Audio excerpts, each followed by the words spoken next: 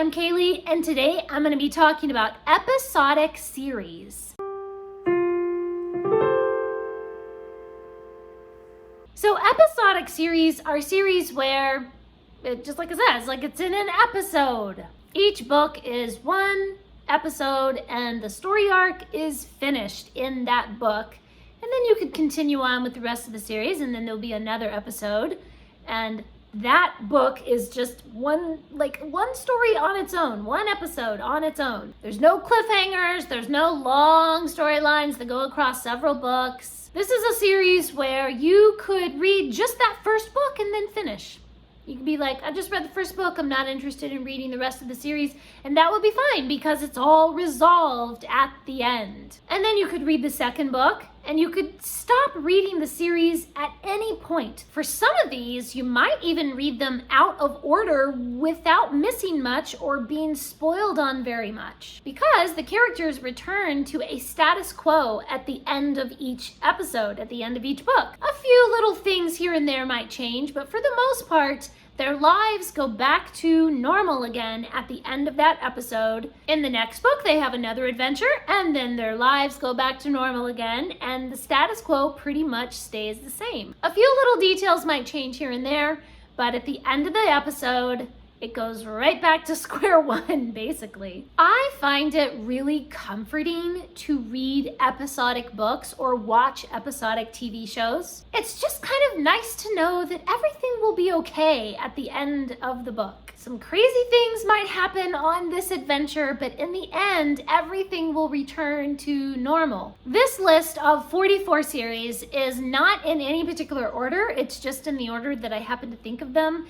And then I would look on my Goodreads or look on my shelves and be like, oh yeah, that series, that's right. Those are episodic too. There's a lot of them.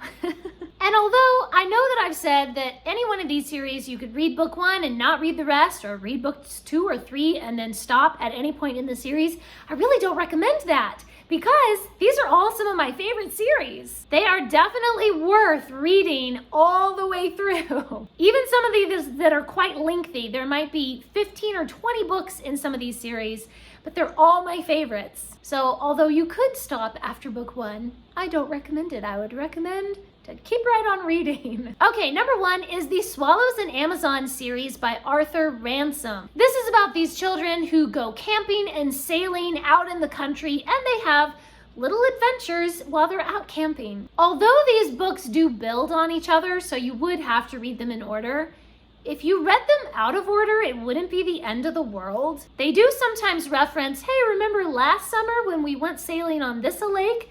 And so sometimes they do reference stuff from the past books, but it wouldn't even be major spoilers, really. So I do recommend reading them in order, but if you didn't, it wouldn't be the end of the world. Number 2 is the Half Magic series by Edward Eager. This series follows a group of siblings, and then the next book follows them like next summer, and then the next book follows their children. So it like jumps a generation.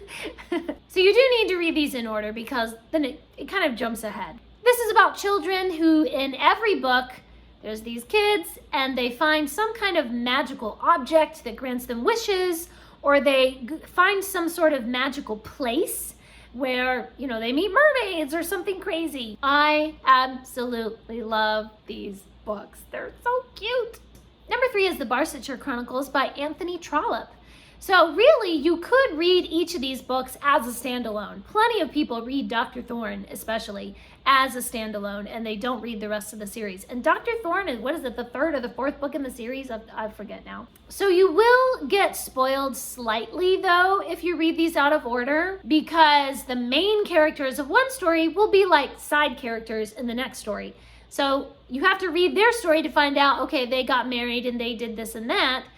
But if you read the other one first, then you would know that they already got married, you know? So you will get kind of spoiled if you don't read those in order. But they are episodic. You could just read Dr. Thorne and just be like, I'm done. I read them all in order and really enjoyed that, because it's like you just get this continuing story of this group of people, and each book focuses on different people, and they all kind of know each other, or they might be related to one another, or they're neighbors or something like that. Number 4 is the Professor Challenger series by Sir Arthur Conan Doyle. So this is The Lost World and The Poison Belt and The Disintegration Machine. You could just read just that first book, just The Lost World, and be like, all right, Professor Challenger, and we're done. If you don't already know, The Lost World is where they find this secluded place out in the jungles and they discover dinosaurs are still alive out there. And then The Poison Belt is where some kind of like cosmic, poisonous, gaseous something like a nebula has been moving through space and now it is like coming to Earth. And so you can't breathe the atmosphere. So that one is interesting. These are really cool stories. And I've always liked Professor Challenger. Number 5 is the Sherlock Holmes stories by Sir Arthur Conan Doyle. Sherlock Holmes is the very definition of episodic, right? They go off, they have an adventure, they solve the mystery, and at the end of the day, it is Holmes and Watson sitting by the fireplace, you know, smoking their pipes and whatever. And there they are back at 221B Baker Street, and that will never change. When all the adventure is done and the mystery is solved, it's just Holmes and Watson right back at home. And so that dynamic between them never changes. Number 6 is the answer to Holmes, which is Raffles, the gentleman thief. He is the opposite of Holmes. He is clever and wonderful, but he's a thief. The Raffles stories were actually written by E.W. Hornung, who was Sir Arthur Conan Doyle's brother-in-law. So I think it's really funny that they kind of kept it in the family, you know? I just love gentleman thief stories. They're so much fun. And there's also a French sort of answer to Sherlock Holmes, which is the Arsene Lupin gentleman thief series by Maurice Leblanc. So these are novels and short stories, the same type of deal. Lupin is always trying to figure out his next big heist. And he talks about someday amassing some big fortune and retiring, but he never does. Number 8 is the Chronicles of Narnia. I certainly would not recommend only reading one book of Chronicles of Narnia. You need to read them all. They're wonderful. But if you wanted to, you could just read the first book, Lion, the Witch, and the Wardrobe, or you could just read the first 2, Lion, the Witch, and Wardrobe, and Prince Caspian, or something. At any point, you could, I suppose, you could stop reading. Number 9 is the Hornblower series by C.S. Forester. I read the Hornblower series totally out of order. I don't even know what order I was reading. When I read these, it was like 1 minute he was a lieutenant, and then he was a captain, and then he was a midshipman, and then he was an admiral. So I completely read those out of order. And I did get a little bit spoiled because then I knew who he married at the end, you know, so I was like, oh, I already know who your wife is, never mind. But these are wonderful seafaring adventures, and, you know, they get stuck in hurricanes and they're shipwrecked, and there's the war against the French, and they, you know, meet pirates and just all kinds of fun. Every sort of, you know, seafaring adventure that you can imagine, it happens to Hornblower. Number 10 is the Father Brown stories by G.K. Chesterton. So in each story, Father Brown is trying to prevent some sort of crime, and he gives the criminal a chance to repent, but then he goes to the police and, you know, then they have to pay for their crimes. So Father Brown is very much the sort of structure, you know, as you would have for Sherlock Holmes. There's a mystery, there's a little bit of adventure, and then Father Brown solves the mystery, and he just goes back to being Father Brown, you know? Nothing ever changes for him. Then we have the duology by Lewis Carroll of Alice in Wonderland and Through the Looking Glass. So Alice's first adventures in Wonderland, most people know about those, and that is the story of Alice that is really well known. But the second book, Through the Looking Glass, those stories are kind of less well known, but you could just read one or the other, and you wouldn't have to read both of them. All right, number 12 is all of the Tom Sawyer and Huck Finn books. So there's Adventures of Tom Sawyer, The Adventures of Huckleberry Finn, there's Tom Sawyer Abroad, there's Tom Sawyer Detective. I think it's just those 4. But you could pretty much read any one of those. At the end of the day, it's Tom and Huck and Jim having adventures on the river, and they just go back to that same status quo. Number 13 is Little Women by Louisa May Alcott. So you could read that first Little Women book,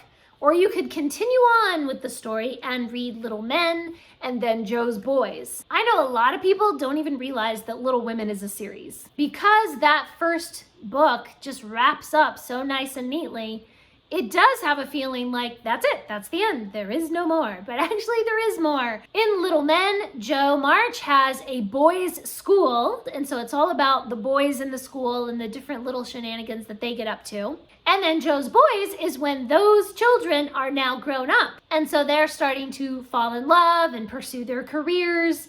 And they all come back to their old teacher, Joe, to ask her for advice. I've always really, really loved the Little Women series. Just the whole series is so adorable. Next we have the Scarlet Pimpernel series by the Baroness Emmuska Orczy. I feel like this is another one where people don't realize it's quite a lengthy series. There's like, 12, 15 books or something in this series. So the first Scarlet Pimpernel book, you definitely have to read that first because it just establishes everything. It establishes the characters and the whole way that the Scarlet Pimpernel goes over to France and then rescues people from the guillotine and brings them back as refugees to England and everything. And it establishes his relationship with his wife.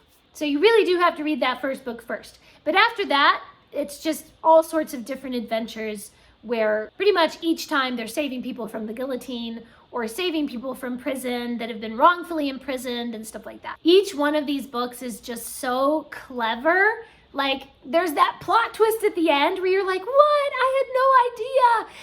And they're just so ingenious. I really, really enjoyed reading the Scarlet Pimpernel series. Then we have the Richard Hannay series by John Buchan, which starts with the 39 Steps. I've actually been reading through the rest of this series this year and only have one more book left in the series. These books are all about spies and political intrigues and adventures overseas and everything. So in each one, Richard Hannay is called upon to serve his government as a spy. So he has to kind of search out what the bad guys are doing and figure out their plans and then figure out how to stop them. These you definitely need to read in order because he meets a girl and falls in love and gets married and has a kid, and then his kid is a teenager and so on and on. His personal life has development, but the actual adventures themselves are totally resolved and, off they ride into the sunset. So you could finish reading the series at any point that you wanted and feel like, everything was resolved nicely. Then we have the Jeeves books by P.G. Wodehouse. These stories are so hilarious. I mean, you actually need to read with a box of tissues because you're going to be laughing so hard that you will be crying. I have read these books and actually almost hyperventilated because I was laughing so hard that I couldn't breathe, okay? Jeeves is the perfect butler and he's always helping Bertie out of the terrible trouble that he gets in. He's always in some kind of insane scrape. We're just how did you get into this ridiculous situation? And then Jeeves comes in and saves the day. Number 17 is The Three Musketeers. So there's The Three Musketeers, and then 20 years after, and then The Viscount of Bragelonne. And I think there might be one other one. I think there might be 4. Is it just 3 or is there 4? I can't remember. I don't know. But of course, these are the famous novels by Alexander Dumas. This is another one that I think most people don't even realize is a series. Number 18 is Cheaper by the Dozen by Frank and Ernestine Gilbreth. So there's Cheaper by the Dozen, and then the next one is Bells on Their Toes. So that's a duology. But you could just read the first one, just Cheaper by the Dozen. This is such a cute series about this huge family with 12 children and just the shenanigans they get up to and the funny stuff that happens to them. And it's really heartfelt and sweet. I love it. I love it so much. Number 19 is the Alan Quatermain series by H. Rider Haggard. And of course it starts with King Solomon's Mines. I think there are 5 or 6 books, maybe more, in the Alan Quatermain series. But after each one, his adventures are pretty much wrapped up, and you could stop reading if you wanted to. Most of the time, he is in Africa, either in the desert or the jungle or the savannah or something. And he's searching for some kind of lost treasure, or he encounters this cannibal tribe or just something crazy, is going on. So those are really exciting adventures, really well written. Number 20 is The Jungle Books by Rudyard Kipling. So the Jungle Books 1 and 2 are really short story collections, not just about Mowgli like we think of, but, with other short stories included as well. And some poetry and all sorts of things included in the Jungle Books. The thing is that each one, the reason they're compiled together is because they're all animal stories. So I think Rikki Tikki Tavi is in there, and the White Seal, and Tumai of the Elephants and stuff like that. So with those, you really could just read one short story. Number 21 is Prisoner of Zenda by Anthony Hope, and the sequel to that is Rupert of Hentzau. So plenty of people read Prisoner of Zenda, and that's where they stop. But I definitely recommend reading the second book. It's really cool. It doesn't really follow the same characters. It kind of takes like a different tangent and everything, but it has all of that same kind of adventure feel, with swords and duels and the princess and things like that. So that's a really fun one. Number 22 is the Redwall series by Brian Jacques. So I have been reading the Redwall series for like the last 20 years, and I finally finished it just this past month. I read like the 23rd book in the series. So yeah, it took me, 20 years to read the 23 books. But each one of those is its own story following its own characters, and some of it does build a little bit on what's gone in the past, and some of them are like prequels where it goes back into ancient history and then kind of tells you some of the things that had happened in the past. But each book is completely self-contained. Like those characters have their story arc, and then their adventure is finished, and in the next book, it's a totally different set of characters. I really love stories with animal characters, and I think that's why I enjoy Redwall so much. Number 23 is the Dr. Dolittle books by Hugh Lofting. Now, a few of these do leave you on a cliffhanger. When Dr. Dolittle goes to the moon, he's stuck there on the moon at the end of the book. And so you're just wondering, like, how is he going to get back to Earth, There's 2 books where Dr. Dolittle is on the moon. Those 2, you would have to read those together. Number 24 is the Enchanted Wood series by Enid Blyton. I actually did read these out of order. I read the first book and then the third book and then went back and read the second book. This is about these siblings who discover that there is an enchanted tree where at the top of the tree, it magically connects to different worlds. And so you can go and visit those worlds and then come back. So they have all sorts of adventures with their elf friends and fairy friends. But at the end of the day, they go back to their cottage and their adventure is over. Number 25 is the Green Knowe books by L.M. Boston. Green Knowe is the name of this beautiful house on this lovely estate, and there are children who come to visit or children who live there, and the different books follow these different children's adventures. Some of these adventures are literally magical. Some of them, they time travel. And some of them, there's nothing magical. They just have a nice summer, on the river at Green Knowe. There is something just so enchanting, so charming about the Green Knowe books. I really love these. Number 26 is Little House on the Prairie by Laura Ingalls Wilder. So each of the Little House books follows Laura Ingalls and her family, and when they lived in different places. So they have their cabin in the woods, and then they lived on the prairie, and they had a farm somewhere else. And so at different eras of their lives, they had different challenges, different little, Wild West kind of adventures that happened to them out on the prairie. But at the end of each book, that story arc is finished, and it's just the happy Ingalls family in their cottage. Number 27 is The Mysterious Benedict Society by Trenton Lee Stewart. These you definitely have to read in order, otherwise you will have huge spoilers and you really won't even know what's going on. But the first book is about these 4 children who are really smart, but in individual ways. They all have their different talents.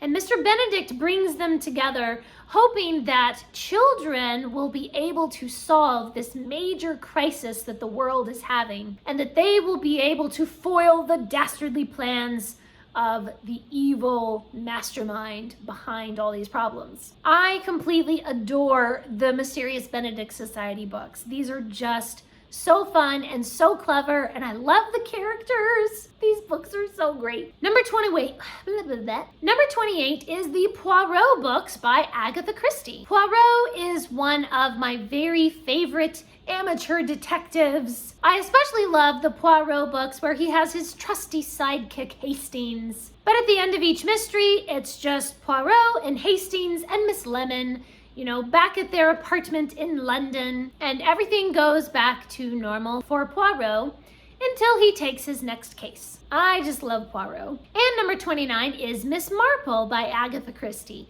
So Miss Marple is this sweet little old lady, and she spends her days knitting baby booties for the little children. But she notices everything, and she sees all the village gossip, and she just has this ability to see past all the red herrings and to figure out exactly who the culprit is. But at the end of the day, she's back knitting a little sweater for the babies again.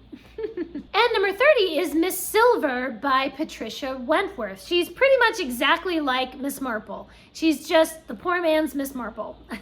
Miss Silver has this ability to set people at ease, and she gets people to confide their secrets to her. So then, of course, because she has more information than the police do, she is able to solve the mystery. Number 31 is Lord Peter Wimsey by Dorothy Sayers. Lord Peter is an amateur detective, and he has, he's a gentleman, a noble gentleman. He has plenty of money to live on. He doesn't need to work, but he takes up detecting as a hobby. And of course, he brings his trusty butler along with him. So at the end of the day, it's just Lord Peter and his butler. And until the next episode, when off they go on another adventure. Number 32 is Mrs. Polifax books by Dorothy Gilman. Mrs. Polifax is a sweet little old lady, and she's retired, and she's bored. So she just goes to the CIA and says, "Can I have a job?" And they say, "Actually, you would make a great spy, because nobody would suspect a sweet little old lady of being a spy." So off she goes,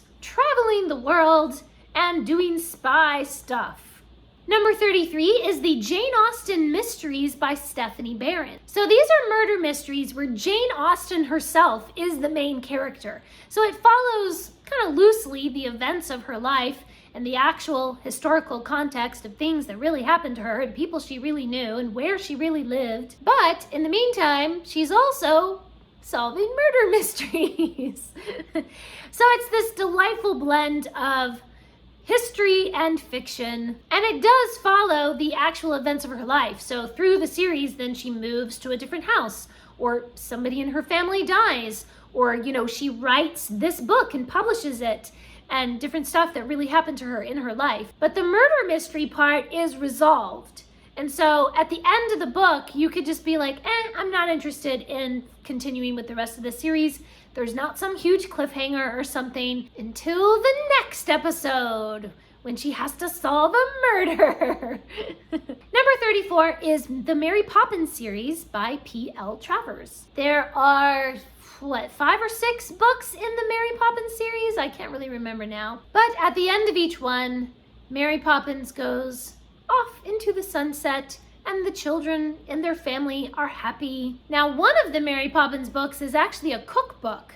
So there are like these little snippets of stories, and then Mary Poppins teaches you a recipe. So those are really fun. Those are super cute. Number 35 is the Wizard of Oz series by L. Frank Baum. There are a few books in the Wizard of Oz series where Dorothy returns to Oz. They have some sort of problem, or some sort of, evil person is taking over or something. And so they call on Dorothy, "Come back and help us." So she returns a few times. And then there's a few adventures where it's just characters in Oz, and they're trying to save Oz or go on a quest or find some magical object or something. But at the end of that quest, at the end of that adventure, the day is saved and Dorothy goes back home, possibly to return another day. Number 6 is the Dragon Rider duology by Cornelia Funk. So you could just read that first Dragon Rider book and everything resolves really nicely, and it's just a beautiful story about a young man who is just lost in life.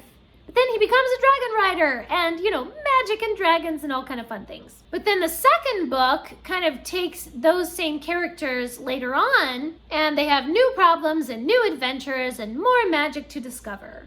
Number 37 is the Hall Family Chronicles, which begins with Diamond in the Window. This series is by Jane Langton. Diamond in the Window is definitely the best book in the series. This might possibly be the only series in this list where I might say, just read the first book and you're fine. You don't really need to continue with the rest of them. The rest of the books are fine, but that first one is where, it's really charming and just the enchantment and the magic and everything really draws you in. So the other books are definitely imaginative and fun, but they just, for me anyway, the rest of the series never quite captured that enchantment of the first book. Number 38 is the Emmeline and Rubberbones series by Howard Whitehouse. Emmeline and Rubberbones is just wacky and wild and weird. It's just these crazy adventures. It's just so wacky.